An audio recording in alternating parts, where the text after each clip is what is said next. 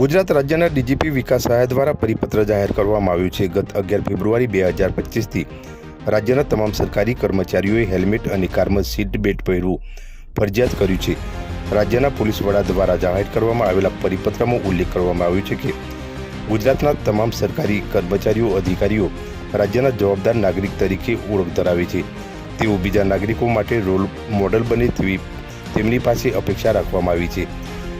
સરકારી કર્મચારીઓ દ્વારા તમામ નિયમોનું પાલન થાય તે અપેક્ષિત અને જરૂરી પણ હોય તેમ છતાં અરવલ્લી જિલ્લા સેવા સદન સહિત સરકારી કચેરીઓમાં વાહન લઈ પ્રવેશતા કર્મચારીઓ હેલ્મેટ અને સીટ બેલ્ટનું પાલન ન કરતા હોવાને લઈ પોલીસ દ્વારા ટ્રાફિક નિયમોનું પાલન કરાવવા છેલ્લા 5 દિવસથી અરવલ્લી જિલ્લા સેવા સદનના ગેટ બહાર હેલ્મેટ ડ્રાઇવિંગ યોજી દ્વિચક્રી વાહન પર હેલ્મેટ અને કારમાં સીટ બેલ્ટ ન પહેરનાર કર્મચારીઓ સહિત અન્ય લોકો સામે પોલીસે દંડનીય કાર્યવાહી હાથ ધરી હતી।